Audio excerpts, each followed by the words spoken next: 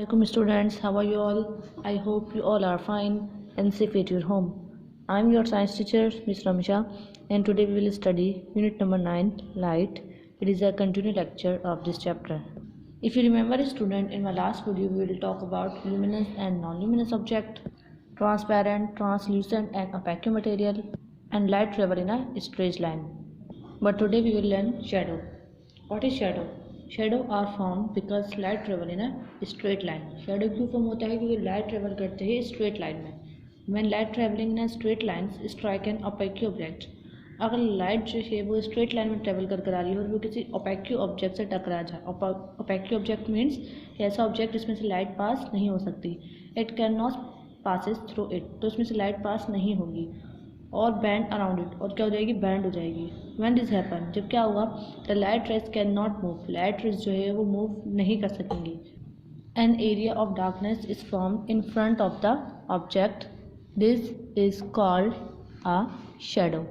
Means के जब light किसी ओपेक ऑब्जेक्ट के ऊपर पड़ती है तो उस पर क्या करती है? लाइट जो इससे टकरा के रिफ्लेक्ट हो जाती है, और वही रिफ्लेक्शन क्या करती है? उस ऑब्जेक्ट के अराउंड एक डार्कनेस एरिया बना लेती है, जिसे हम कहते हैं shadow. Observe the shadow of building and trees. आप ऑब्जर्व कर सकते हैं बिल्डिंग के शेडो को और ट्रीज के शेडो को. ऑन अ सनी डे में does the length of the shadow stay the small some all day. आप देख सकते हैं कि यहाँ पर आपको शेडो मुख्तलिफ लेंथ के अंदर नज़र आ रहा है. ऐसा क्यों है कि कहीं पे शेडो की लेंथ जो है वो ज़्यादा है, कहीं पे कम है और कहीं पे बहुत ज़्यादा है? इसका रीज़न क्या है?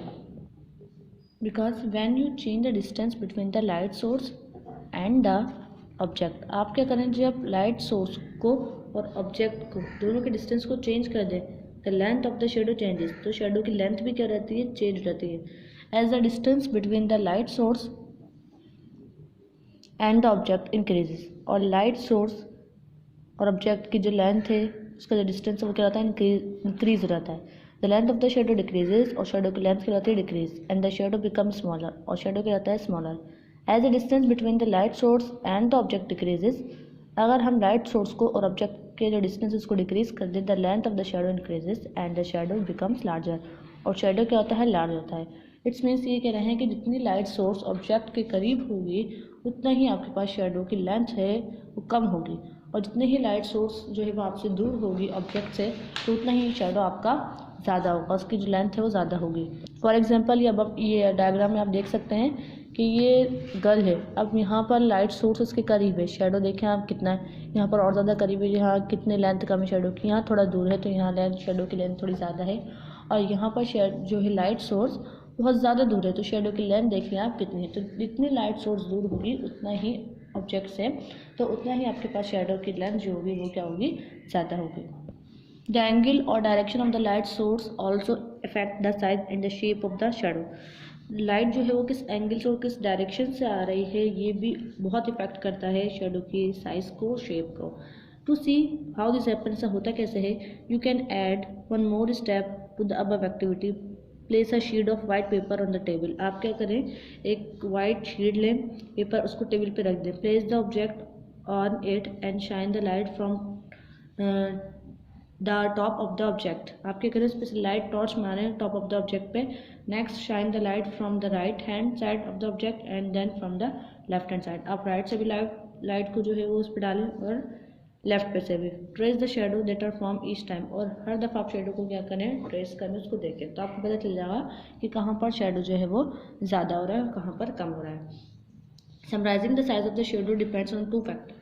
जो शेडो का जो साइज़ है वो 2 फैक्टर्स पे डिपेंड करता है. The position of the light source, के लाइट सोर्स जो है वो किस पोजीशन से है, और the distance between the light source and the object, और लाइट सोर्स का और ऑब्जेक्ट का जो डिस्टेंस है वो कितना है. ये दोनों डिपेंड करते हैं शेडो पे. शेडो डिपेंड करता है इन दोनों चीज़ों पे. Next topic is eclipse. An eclipse is a natural event. Eclipse क्या है? एक कुदरती अमल है, नेचुरल इवेंट है. It takes place because light travel in a straight line. ये कब होता है? जब लाइट ट्रेवल करती है स्ट्रेट लाइन में. To learn more about eclipse, eclipse के बारे में और पढ़ने से पहले we need to understand the movement of the earth and the moon. आपको ये पता होना चाहिए कि अर्थ और मून की मूवमेंट किस तरीके से होती है. The earth moves in two different ways. Earth जो है हमारी ज़मीन वो 2 डिफरेंट वेज में मूव करती है। The movement of the earth on its axis is called rotation. Earth जो है वो अपने एक्सिस के अराउंड मूव करती है, उसे हम क्या कहते हैं, रोटेशन। जैसे फॉर एग्जांपल ये अर्थ है, अब ये अर्थ क्या करती है, एक तो सन के गिर्द पूरा एक चक्कर लगाती है, उसे हम कहते हैं रिवोल्यूशन। मगर ये 2 तरीके की मूवमेंट करती है, एक तो अपने एक्सिस के अराउंड यूं यूं भी घूमती है और ऐसे पूरा सर्कल भी घूमती है। तो अपने एक्सिस के अराउंड जब ये घूमती है इस तरीके से तो ये क्या कहलाती है, रोटेशन। और rotation causes day and night, और इसी रोटेशन की वजह से क्या होता है, दिन और रात होती है।